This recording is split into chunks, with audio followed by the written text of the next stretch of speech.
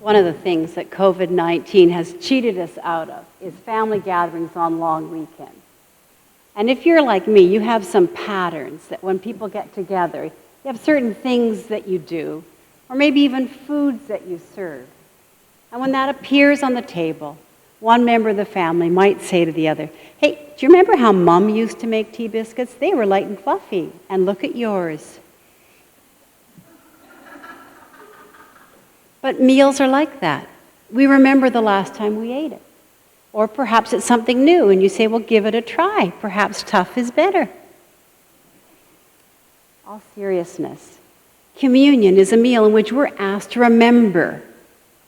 Jesus asks us to remember the story of his sacrifice, the story of his Last Supper. But more than that, other groups ask us, don't forget us. And even our organizations that we're attached to, our own United Church of Canada, other organizations that we adhere to, have said this time of the year, remember others. So Mary's beautiful reflection is because the children of the world really are the ones, aren't they, asking us to remember now, 75 years later, that disastrous August in Nagasaki and Hiroshima. But they're not the only ones. In 1982, on this day, was the first time the United Nations gathered together a group of people to think about Indigenous nations. That's not very long ago, 38 years. And so this day is the day that we are asked to remember the Indigenous populations of the world, this very day. We're asked to remember them as we gather. Of course, the theme for 2020 is Indigenous peoples and COVID-19. Because for a couple of reasons, it's an important conversation for us to be having. The Indigenous populations are to be protected. Some of them here in our own province have put up barricades and have protected themselves quite beautifully from the COVID disorder, the spread that the rest of us are experiencing. But also, they have Indigenous knowledge that the stories that they have need to be protected whatever year it is, whether or not it's a year of pandemic. The United Nations and our own church asks us, remember them. Remember why we protect what they've brought to the table. Remember why we pause in our eating at a table experience and listen to the stories. Remember that when you gather at a feast like today. Again, we honor the Indigenous people's ability to adapt. We honor them. Listen to that story at our table. Their challenges are our challenges. How do we hear the story? How do we honor their traditions?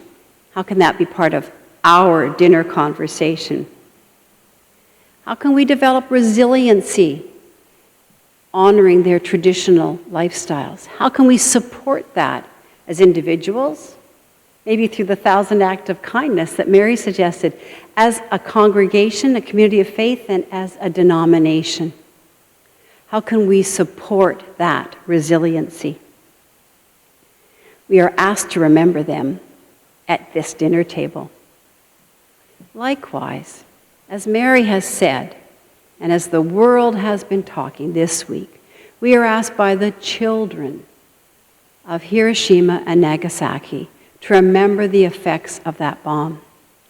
Misha Kanstrup, who heads up our Sunday school, shared a beautiful video of the trees that were in the drop zone of the bomb at Hiroshima. And people said to each other, nothing will grow here for 75 years. It is such desolation. And there is this picture to be found, an old black and white picture of the first buds appearing on the trees, scarred, of course, bearing every sign of being in a drop zone of an atomic bomb, except for the bud. That doesn't fit. That's the hope.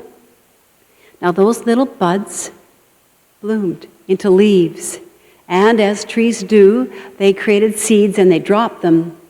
But unlike anywhere else, these were immediately understood to be sacred plants. And these little saplings have been given by the children of Hiroshima to other children experiencing devastation. I imagine one will be sent to Beirut. Little signs of hope, unbelievable hope. We're asked to remember the cost and the hope of Hiroshima at this table. We're so very grateful for all the buds and blossoms of hope that bloom in the various circumstances of our lives when we might personally feel that we are living in a drop zone of another sort. And in that context, we remember the growing numbers of people being poisoned by the new super fentanyl on our streets. Just in conclusion, about the children and their ability to talk to us. You remember Jesus said, a little child will lead them. When you drive from, in the future, when we are once again driving from BC to Washington State, you pass the Peace Arch. There's a plaque there that says the Peace Arch was paid for by the penny collections of the children of the schools of British Columbia. So too was the Hiroshima Peace Park that honors the creation of the story Mary told us. The children paid for those parks. They lead us and they teach us.